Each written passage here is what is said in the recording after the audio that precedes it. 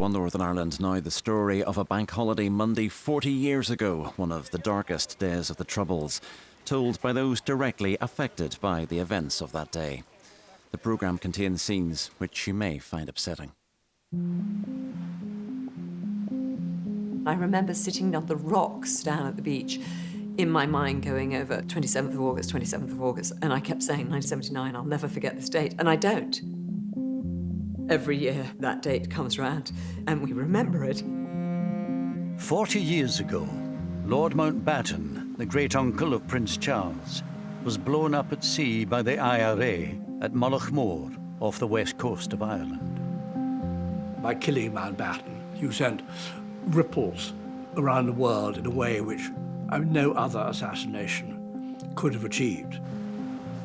No member of the British royal family had been murdered by terrorists within living memory. At the time, I could not imagine how we would come to terms with the anguish of such a deep loss. 3 others were killed on the boat, including 2 teenage boys.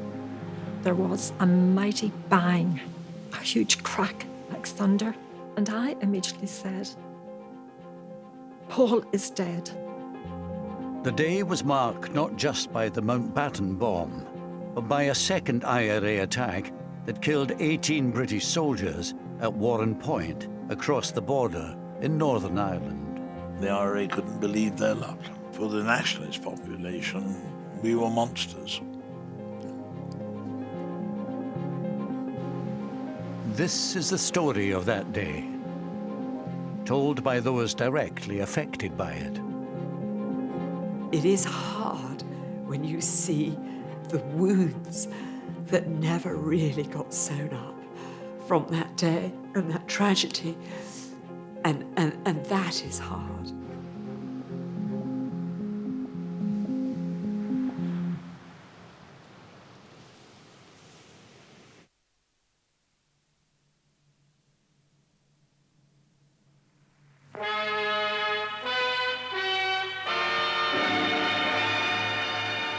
In a few minutes from now, I'll know whether or not we're going to succeed in telling the exciting story of a man whose courage and daring in the war and far-ranging influence in peace have significantly contributed to the shaping of this century's history. The man I'm after has no idea that I'm going to be I remember going to the studio. I remember the dress. I had to wear my sister's hand-me-down dress, always a hand-me-down dress. And my thanks to Lord Brabourne, John Barrett. We even had Princess Anne's underwear, I remember one year was handed all the way down to us. Admiral of the Fleet, the Earl Mountbatten of Burma, tonight this is your life. What do you mean?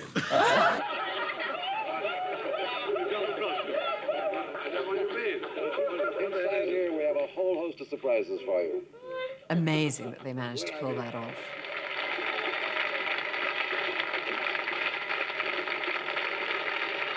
Now, India, that's an unusual name, isn't it? How did you get that? Because my grandfather was the last Viceroy of India. Because my grandfather was the last Viceroy of India. Of course, nowadays people say, what's a Viceroy? As Viceroy, he was the last colonial ruler of India. He was also Admiral of the Fleet, second cousin of the Queen, and mentor to the Prince of Wales. The Earl Mountbatten of Burma was for half a century one of Britain's leading public figures.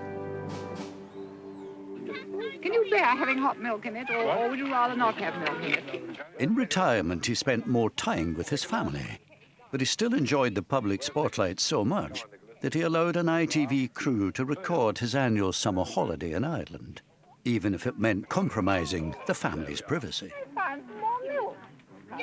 Every Easter, every summer, every Christmas, every single holiday, we were together with our natural cousins. 1, 2, 3, whoopsie!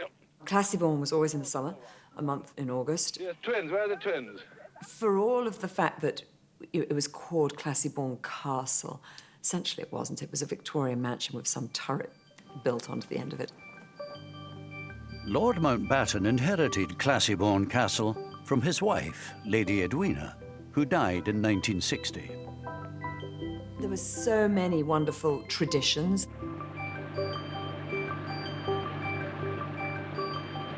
The heart of the holiday was going out on the boat.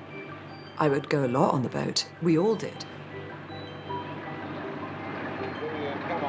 The building of the dams, that was absolutely a tradition and taken very seriously. Everybody knew what they had to do. Give it to me, I said, and you start, make the hole here. There it is, see? From here, then you start doing the dam. Out of the way, Fee. You see, he was admiraling, wasn't he? No, put it this way. Go on, do as you're told. Do as you're told. Yes, I did. There we are. There you are. It would be hard to be chief of combined operations and then not be in charge of the family dam. Let's face it.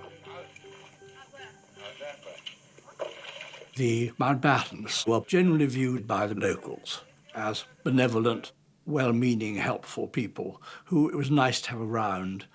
The neighbourhood benefited as a result of their presence. Each summer, the Mountbattens would take up residence at Classiebawn Castle, overlooking the pretty fishing village of Mullaghmore. The family's visits brought a touch of glamour and jobs for the locals. This photograph here was in the dining room of Classiebawn at a dinner. That's just me there. When you look back so many years ago, it's now 40 years, you can always say the memories of them are happy ones. And that's the most important thing about it. Do you remember this mother? Lord Louis gave you this book. Yeah. To Mrs. Barry, with grateful appreciation, Mountbatten of Burma, Classiebawn Castle, August 1978. And it was Barbara Carson's book of useless information. So my mother treasures that very much. I think that's the last thing he gave to her.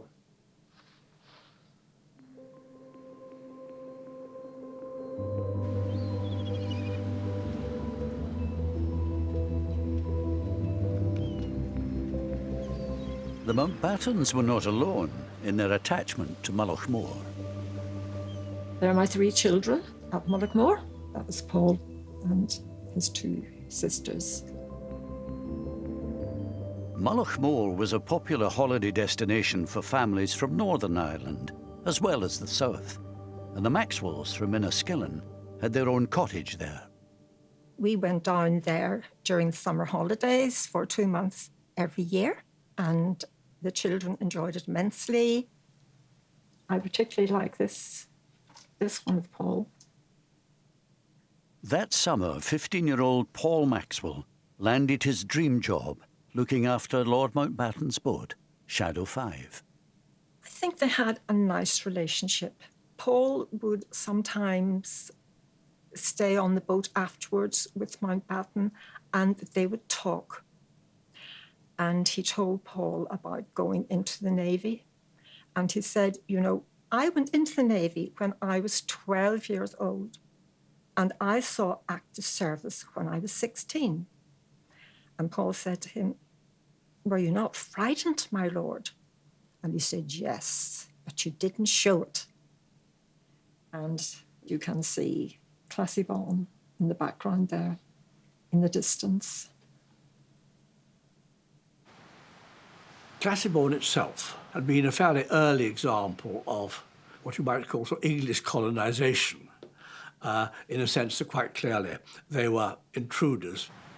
The Irish obviously presented Britain as such and wanted us out. The Mountbatten summer retreat was in County Sligo, in the Republic of Ireland. Mullaghmore was only 13 miles from the border with Northern Ireland, where in 1969 a bloody conflict broke out.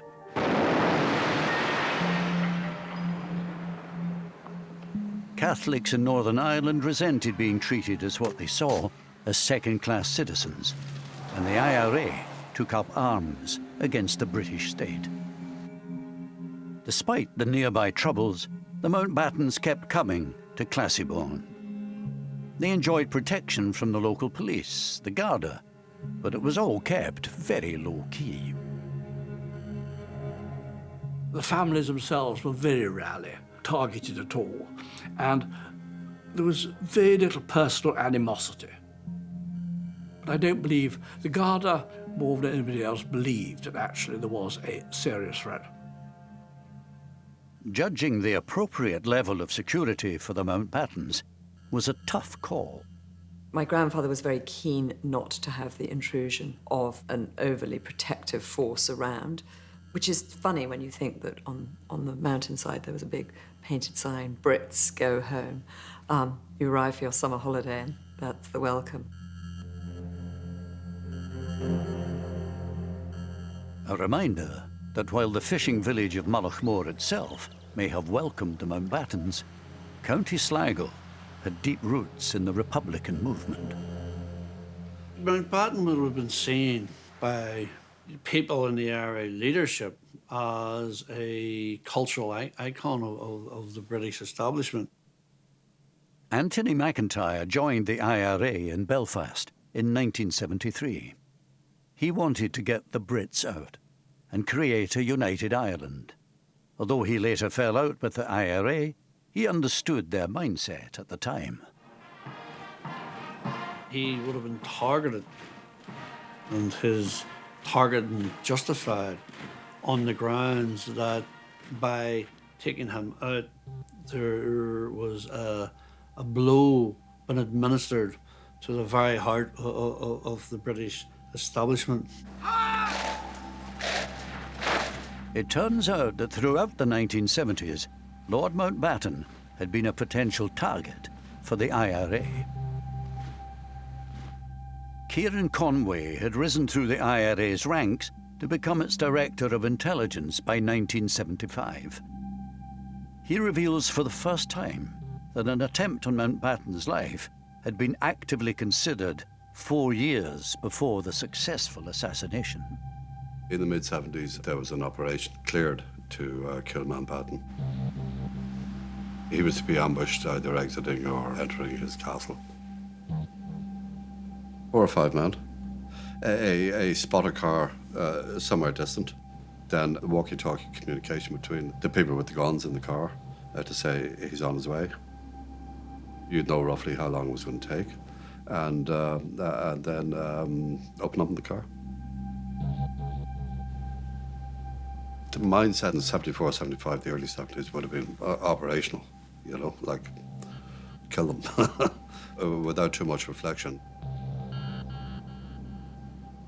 I think he would have been astonished if told that there were IRA members in Ireland who were interested in his existence, let alone wanted to murder him. The 1975 plot did not get the go-ahead from the IRA's Army Council, and Kieran Conway temporarily left the IRA later that year. But the military campaign against the British security forces did not let up. In Crossmaglen, it takes all the professional skills of the army to make it safe enough for the Royal Ulster Constabulary to walk around the town where they're charged with maintaining law and order. 2 of them have been gunned down here. By 1979, the British Army had been in Northern Ireland for 10 years. Around 30,000 troops were lined up against an estimated 500 IRA volunteers. Yet 324 soldiers had already been killed. And things were particularly dangerous in South Armagh, which runs along the Irish border. Bombings and shootings. South Armagh had a fairly notorious reputation as being dangerous, more dangerous perhaps than any other battalion area. Of course, South Armagh adjoins the Republic, so life on the border was challenging. South Armagh Brigade was beyond belief. Just its ability, their operational efficiency, they were visibly beating the British.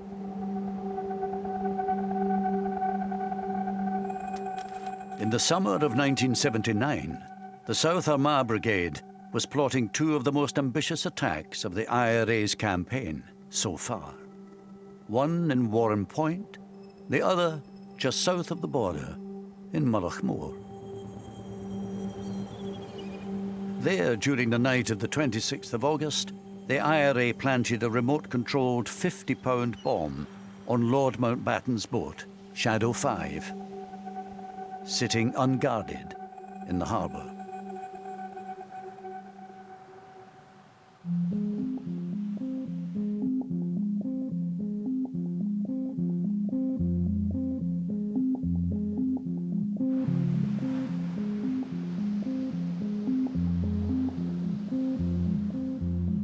I went on duty at 6 a.m.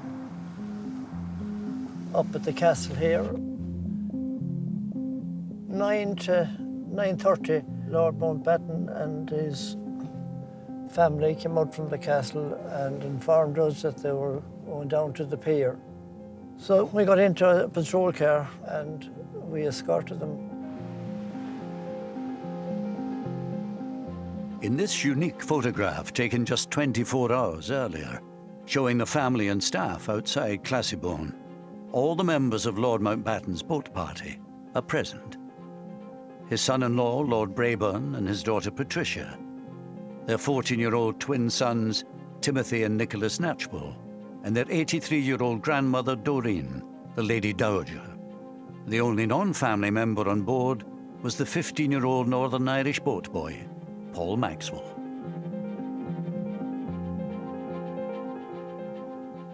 The day itself comes to me in flashes, rather like small explosions. I remember distinctly sitting in the library with my brother. My grandfather and the others had gone out of the boat, and Ashley and I were watching on this crackly, fuzzy television screen, Laurel and Hardy. On that day, the 27th of August, 1979, I was sitting on the back patio with Paul's father and Aunt Lisa. Paul said, "Goodbye, Mum. See you in the evening." I didn't think that was the last time I would ever see him alive.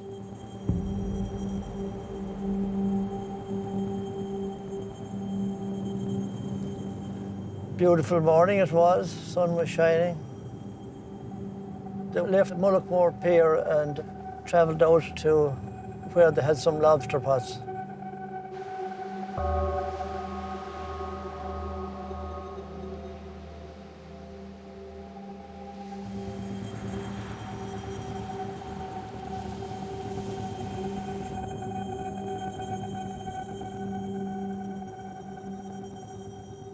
This is where we were. Yes, looking out, you could see the boat as it came along.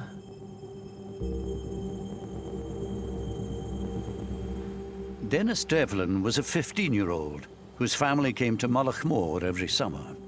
Their caravan was parked just off the coastal road.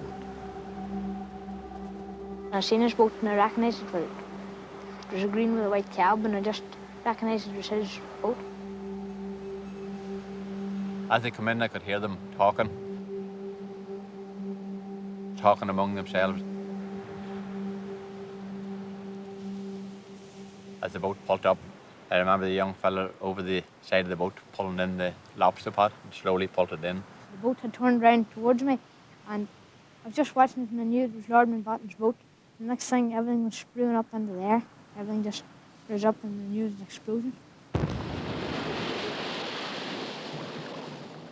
Suddenly there was a flash of light and a loud bang, and you could see the boat had just disintegrated. It was obvious that a bomb had gone off.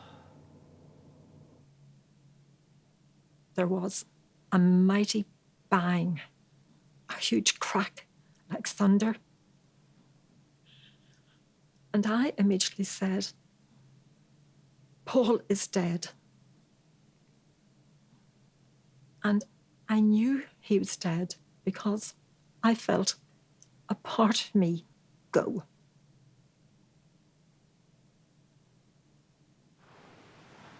My brother, sister, and I were taken into the study, and before anything, we were asked to take these pills with a glass of water. I'd never taken a pill in my life before. And that, to me, was more surprising than anything of that day. I couldn't understand why I was being made to take a pill. again, I think it's so reflective of the era that they were in the 1970s, that someone would have had Valium on them, for God's sakes, and said, let's give it to the children. I mean, dear God, would you give an 11-year-old a Valium? I, for some reason, left the castle and ran down to the beach, which wasn't helpful at all, and incredibly inconsiderate of me now I look back. I remember sitting on the rocks down at the beach, in my mind going over 27th of August, and I kept saying 1979, I'll never forget this date, and I don't. Every year that date comes round, and we remember it. And it was just such an incredibly beautiful day. And on the rocks, this incredible view. And yet, destruction. I'm so sorry, I don't normally get upset. I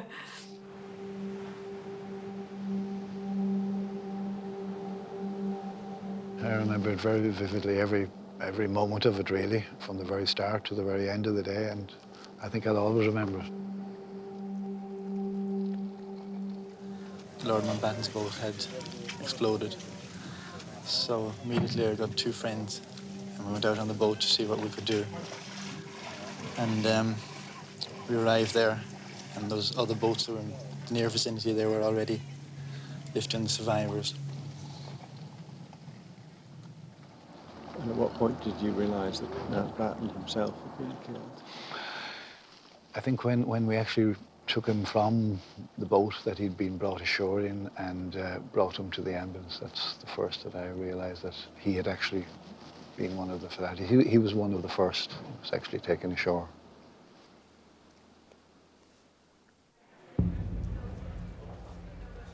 It was a perfectly ordinary day, that August bank holiday. I was helping to put together the lunchtime bulletin for Radio Ulster.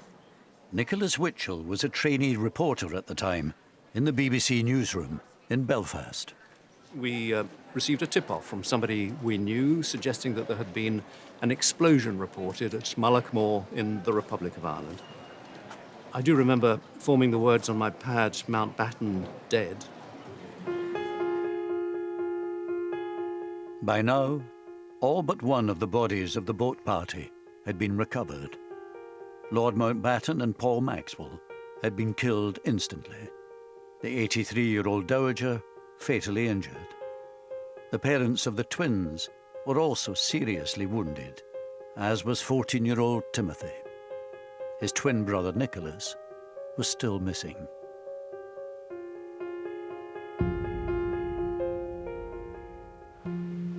We could see this beautiful blue azure sea just off to the north end of the little peninsula, which Mullaghmore is. We could see a lot of debris, splinters of wood. It was fine debris, quite fine debris it was.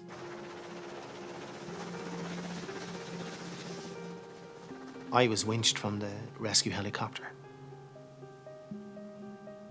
I was placed into the water beside what looked like the bubble of an anorak.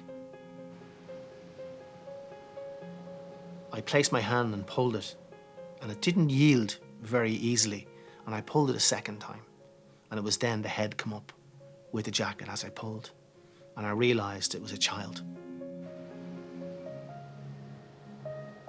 Imagine what those thick Aran sweaters must have felt like, clogged with oil and water, being lifted out of the ocean. And, how long had Nick been floating in the water, It was the first child that I handled in death. It came as a terrible shock to me, I can tell you, but I'm in rescue mode. I need to get him out of that water. I need to give him over to his family. 14-year-old Nicholas Knatchbull's body was returned to Mullaghmore Harbour. It's the last photograph we have of Paul. That's Paul. And that is Nicky and Timmy. So one boy survived and the other two were killed. He survived because he was up on the roof. Mountbatten was in the middle between Paul and Nicky. And so they got the full blast.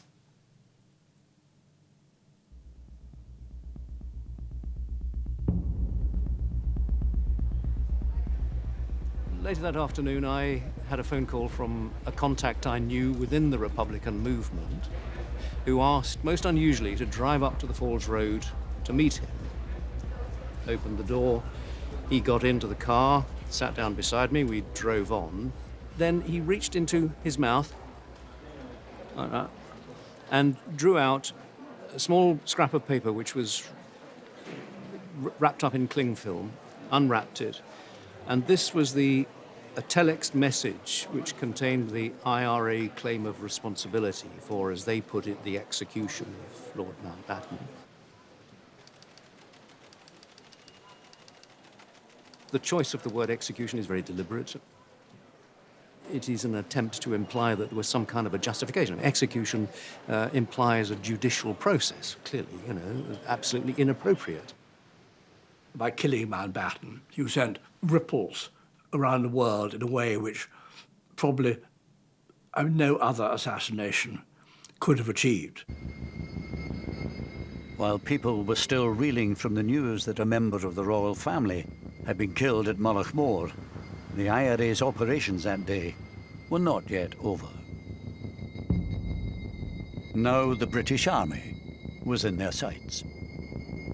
Later that afternoon, over 100 miles away, members from another South Armagh unit were lying in wait by the Newry River on the southern side of the Irish border. They were hoping to blow up a British Army convoy travelling along the road from Warren Point across the river in Northern Ireland by detonating 2 radio-controlled bombs that they'd planted earlier. One, a 700-pound device hidden in a lorry piled high with straw, was parked in a lay-by. The other, 1,000 pounds worth of explosive, hidden in a nearby gate lodge.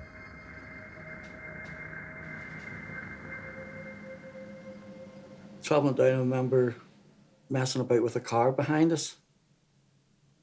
Tom Caughey was a local boy from Newtonards who had joined the parachute regiment at 18, as his father had before him. That day, he was a passenger in the lead vehicle of the 2-truck convoy. We had a packed lunch and we had oranges and we made little teeth out of the orange, and there was a car with a lady and kids in it. And we were smiling at them, that type of banter. 10 minutes later, we were blown up.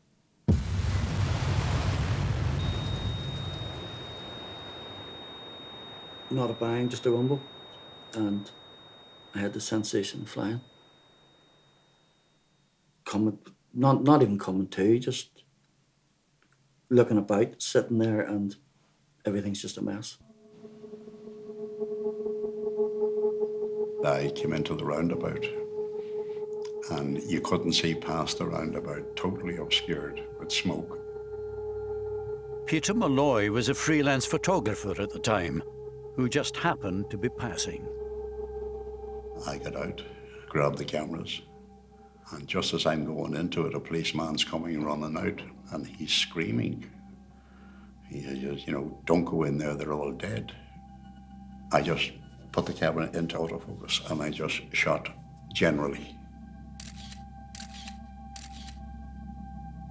The first thing I saw was a long wheelbase Jeep, and there were soldiers in that, and one look told you they were obviously dead. And the heat, you couldn't really go too close to it. Everything was burning. And my legs were on fire. No, I couldn't move. And the next thing, the guys were on me. They were pouring water, trying to put me out. And one of the guys gave me his red berry to put over my face to keep the sun off it. And I can remember lying there and voices. Dead, he's dead, he's dead, dead, he's dead, he's dead. And voices getting closer to me. And whether I imagined this or whether, I don't know, but I vividly remembered. I remember saying, I'm not dead. And taking the berry off, it was like a roll call of the dead. 7 of the 9 paras travelling in the first truck had been killed. Tom Coche, along with his friend Paul Burns, were the only survivors. But the carnage didn't end there. A very fine English voice shouted, "There could be a second bomb. Take hard cover." And they all went over towards the gate lodge. Across the river, the IRA bombers were lying in wait, ready to detonate the second bomb. They'd predicted correctly where the surviving British troops were likely to regroup. I remember getting put in that chopper and Paul Burns being put in. I remember looking at his face and it was like something out of Tom and Jerry. When the cigar goes off in your mouth and your face is black. And with all little, he was like a straw man, little bits of straw stuck in his face. And then, boof, bang it goes again. Boom.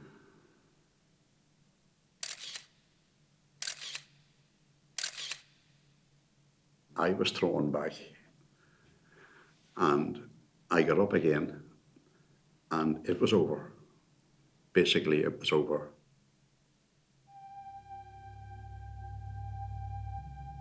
The 27th of August had started badly for Mike Jackson. The news came through of the Malachmore bombing and the death of Earl Mountbatten, amongst others, which was obviously very shocking. Now, as the news broke that his fellow paras had been ambushed at Warren Point, Jackson himself was called into action. The brigade commander looked at me and said, "Mike, what are you doing here?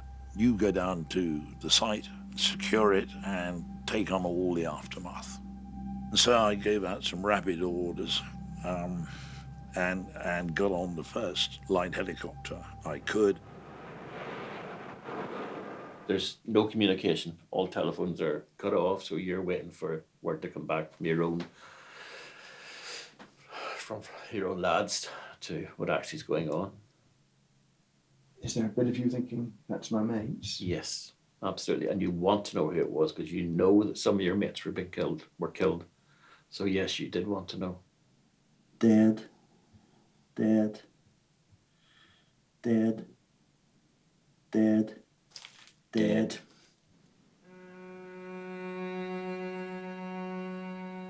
A further 11 British soldiers had been killed in the second explosion.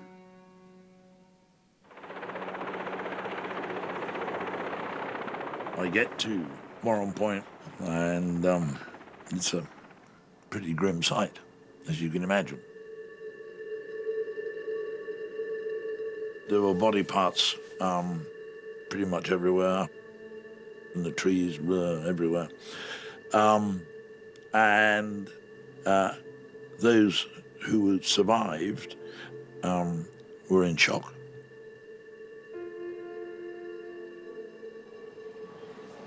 It was absolutely obvious, right from the earliest point, that this was a death toll on an exceptional scale. It transpired, of course, that 18 soldiers had lost their lives, the greatest single loss of life that the British Army had suffered in Northern Ireland.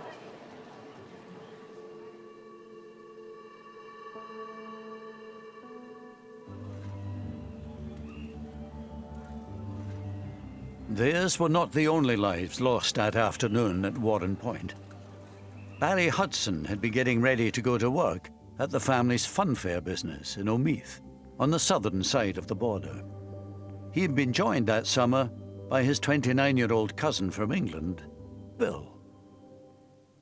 All of a sudden, we heard this thump, right? And I remember Bill saying, "Oh, what was that?" And I said, "It sounded like a bomb." He said to me, "Could you bring me down? Let me have a look."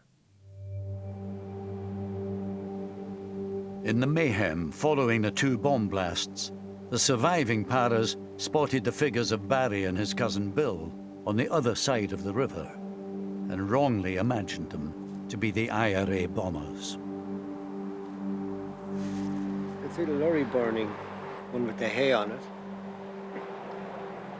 The first time you could see the soldiers coming in along the road there in the jeeps.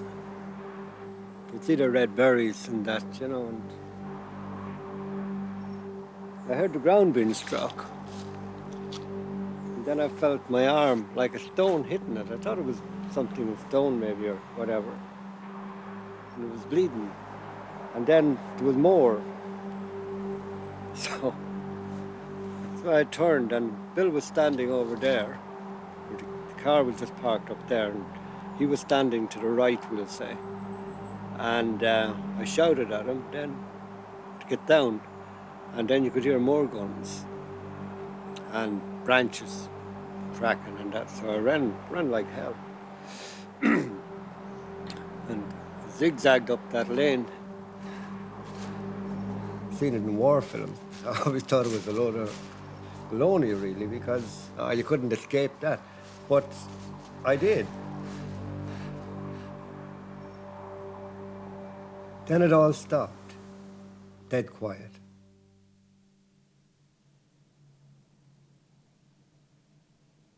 So after about a minute or two, I thought my cousin should be coming up now. I just thought he'd get up and come back up. I looked around the corner and I seen him lying on his back and blood, a lot of blood. And I ran down to the car. I knew when I seen him, it's nothing anyone can do for him. The lad that pulled the trigger, I'm sure he was shell-shocked. Didn't enter his head for one instant, you know, not to pull that trigger. And I think we would all have done the exact same thing in that situation. It was left to Barry to report the tragic news to Bill's father. Ironically, Bill Sr. worked in Buckingham Palace as one of the Queen's coachmen. I said, "Oh, terrible news, Uncle." I said, "Bill's dead." "Oh, dead? Huh? What happened? How'd he dead?" And I said, "He got shot." I said, "How'd he get shot?" Terrible. Terrible. Just one of the worst moments of my life, actually. Something I wouldn't want anyone to have to do. The army later acknowledged that Bill Hudson was an innocent civilian, mistakenly killed.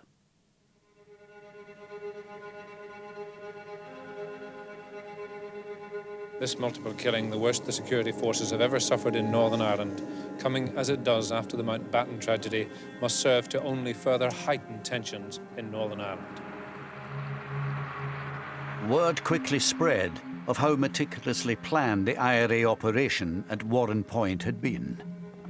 Anthony McIntyre was an IRA volunteer locked up at the Maze prison at the time. I thought it was impressive.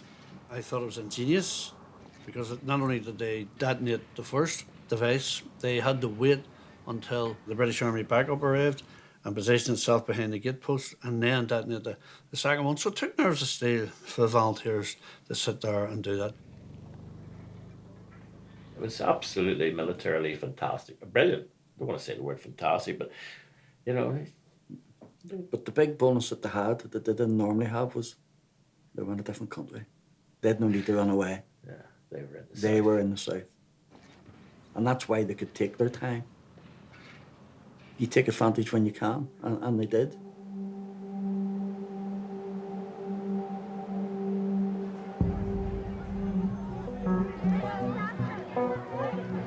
Will you please stand still and I will move? The attacks on Lord Mountbatten and the British soldiers made a deep impression on Mrs. Thatcher, who had been Prime Minister for only 4 months. Within 36 hours, she landed in Northern Ireland on an unscheduled visit to investigate what had happened and to offer reassurance. When she went to Northern Ireland, I remember the walkabout in the shopping mall, which I thought was an extremely brave thing to do. Not because there was much risk of being shot in that environment, but simply because there would be a lot of people in the shopping mall who didn't like it very much. Mrs. Thatcher, we want the freedom for our country, and you're so good. She was a very feminine person. And it's not allowed us to tell. Yes, basically. She was profoundly moved. She didn't blub, but tears came to her eyes. Well, it could have been a lot worse. She only very rarely wept, to my knowledge anyway. And when she did, there was good reason for it. She's not everybody's cup of tea, I know that, but she was able to relate, and they to her, to the soldiers. Bodas here. Very doughty lady.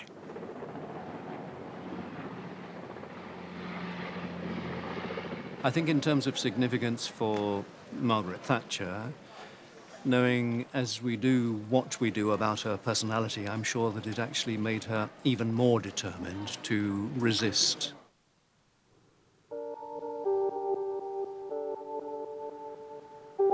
Mrs. Thatcher's flying visit did not extend to the scene of the Mountbatten bombing over the border in the Republic of Ireland. Here too, the events of that day had made a huge impact. While it was recognized that the IRA had pulled off 2 audacious military operations, in PR terms, opinion was divided. Almost everybody spoke with regret and shame about what had happened to Mountbatten. And that sense, this is our territory, how dare they do this on our territory? But there were a number of people, I won't say a majority, but there were a number of people who said what happened to Mountbatten was wrong. But as far as the British soldiers are concerned, listen, those that live by the sword die by the sword. This feeling was reinforced by the fact that 16 of the 18 British soldiers killed at Warren Point were from the paratroop regiment. The Paras were deeply unpopular on both sides of the Irish border, thanks to an infamous incident that had taken place 7 years earlier. There is no other single incident in Northern Ireland that unites nationalists of all colour, north and south, like Bloody Sunday does.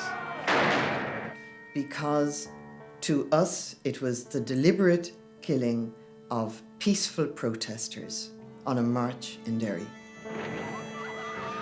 13 civil rights protesters were killed on what came to be known as Bloody Sunday.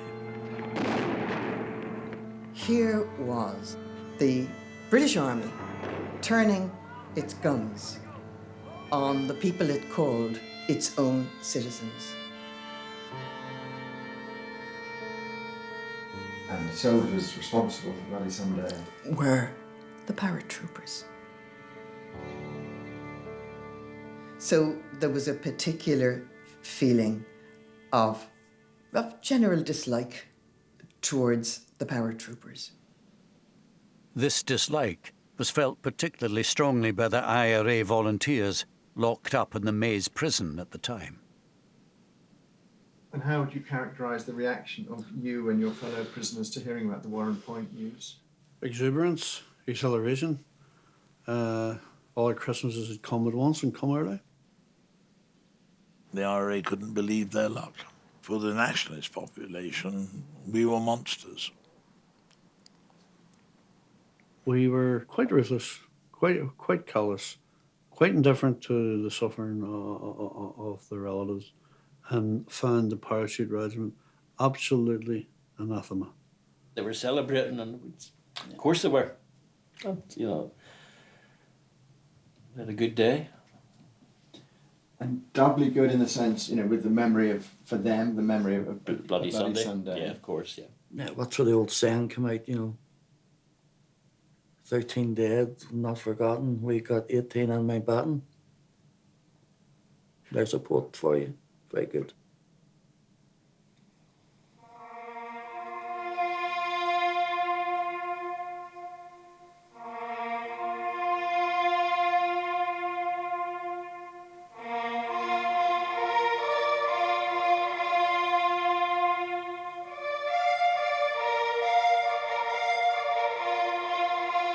That funeral was extraordinary.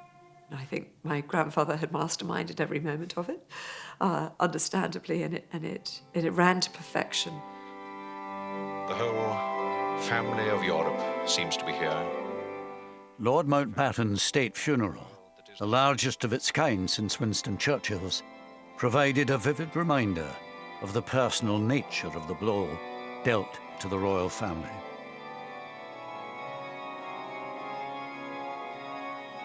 Two granddaughters, and the girl that bears the name of India, and Miss... We know my grandfather's murder was a complete shock and very devastating to the Prince of Wales because he fulfilled a role, and that role was then taken away. So I think he probably felt that more than most, the loss, my grandfather's murder, and in such a brutal way. The murder horrified him and, in a way, marked him for life.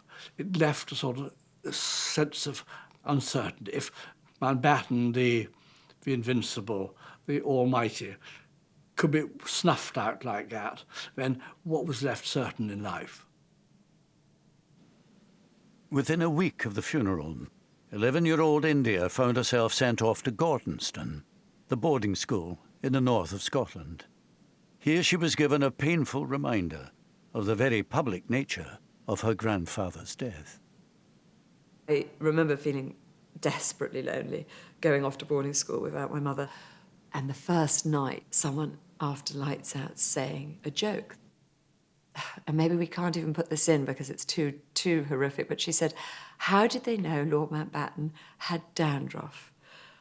And no one in the dorm at the nights out knew the answer. And the answer was, of course, because they found his head and shoulders on the beach. It was a pretty staggering moment. Later that autumn, 2 IRA men were put on trial for the murder of Lord Mountbatten.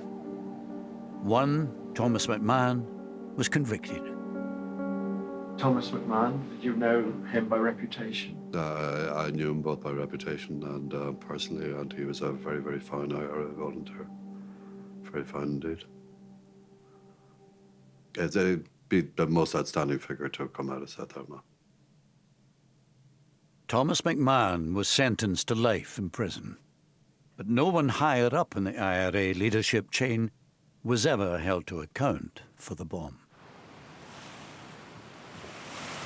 Somebody knew children get on that boat. Not necessarily the guys who put the bomb on or the guys who made the bomb, but the people who planned it certainly knew about the children. And if they knew about the children and were quite prepared to go ahead and to sacrifice their lives in order to get Mountbatten, then it's a war crime. Although Anthony McIntyre has since fallen out with the IRA, back in 1979, he was still very much an insider. Given the political sensitivity around Mountbatten and the fallout that the IRA leadership, the political thinking people in the IRA leadership would have anticipated, I would imagine that was a decision taken at the most senior levels. Kieran Conway, who temporarily left the IRA in 1976, is in no doubt as to who was in charge at the time of Mountbatten's assassination. I've absolutely no difficulty in saying that in 81 when I rejoined, and I wouldn't have said that until Martin died, that McGuinness was chief of staff. And your clear understanding was that he had been since 78? Yeah. Ultimately, as chief of staff, it would be McGuinness's responsibility, that operation. Yeah, that's right, yeah. Oh, that's the way it works. I mean, if you're the boss, you're the boss. You take responsibility for whatever goes on.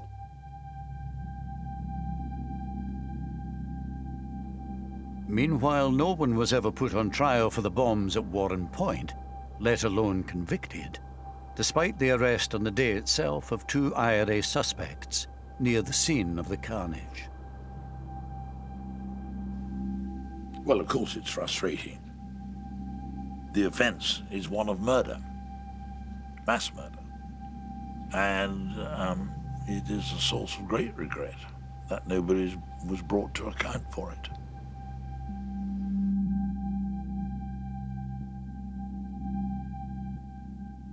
In these past few days, the irresistible force, the political will, has met the immovable object, the legacy of the past, and it has actually moved it.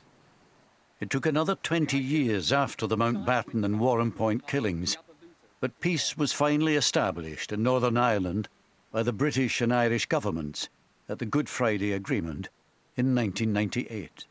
This agreement is good for the people of Ireland, North and South. As part of the peace process, the IRA's prisoners were released, including Thomas McMahon, the sole IRA member convicted of the killings.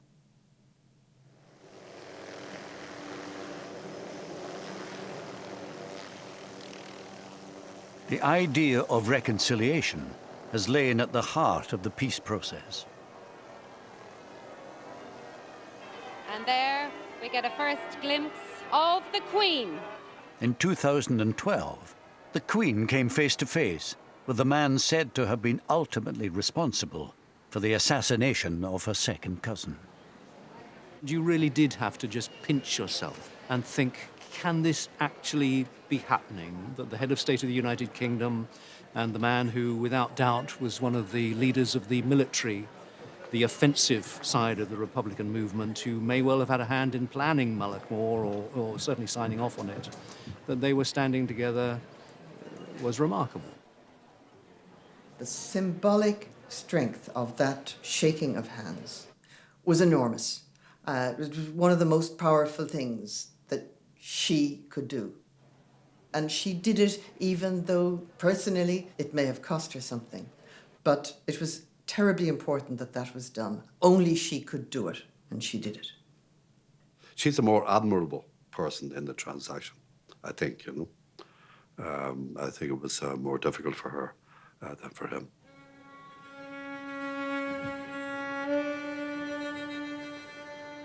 Like mother, like son. 3 years later, the Prince of Wales made his own gesture of reconciliation.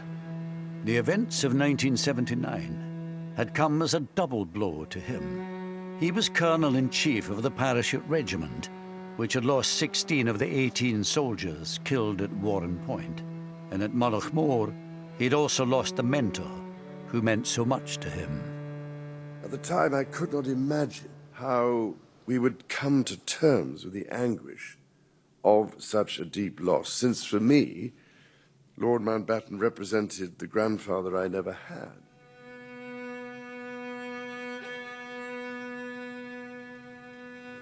The poet Yeats once wrote, "And I shall have some peace there, for peace comes dropping slow." As a grandfather now myself, I pray that his words can apply to all those who have been so hurt and scarred by the troubles of the past. Problem with peace is you have to keep working at it. It's not a passive thing.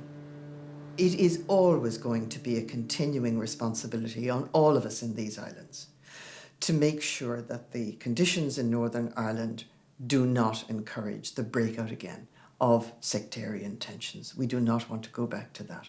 So it's not a matter of peace dropping slow. Peace has to be worked at damn hard. 2 years ago, Martin McGuinness, the man widely believed to have been the IRA Chief of Staff at the time of the bombings, died. According to Buckingham Palace, the Queen sent a private letter of condolence to his widow.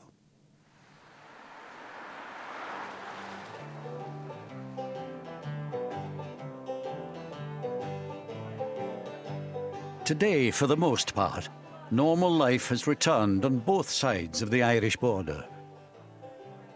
But the sense of shame in the village of Mullaghmore lives on, especially among those who'd had close ties to the Mountbattens. There was a terrible sense of shock in this village and disbelief. And there was a dark cloud over the area, over the village for years after.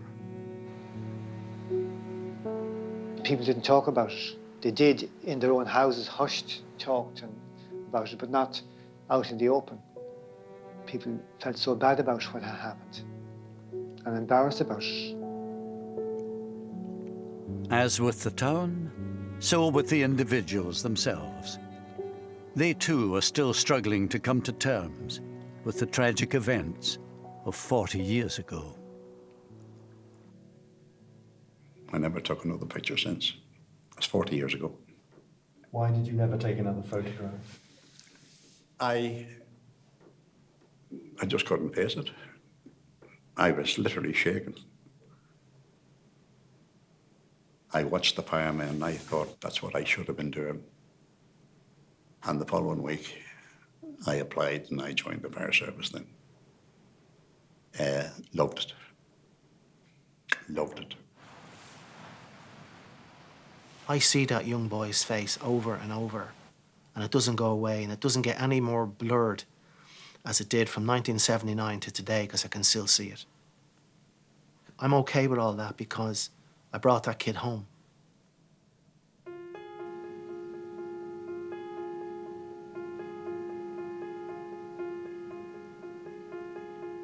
That's 40 years ago now.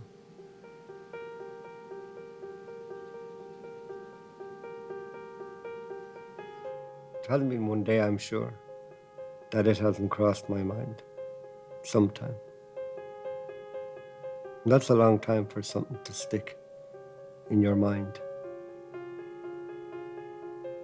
Didn't feel lucky at the time. Didn't feel lucky for 10 years after. I wanted to be with them. Why did I survive? It was like a day that would never end.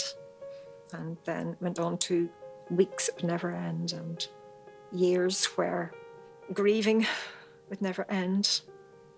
And it hasn't. I will always grieve for Paul.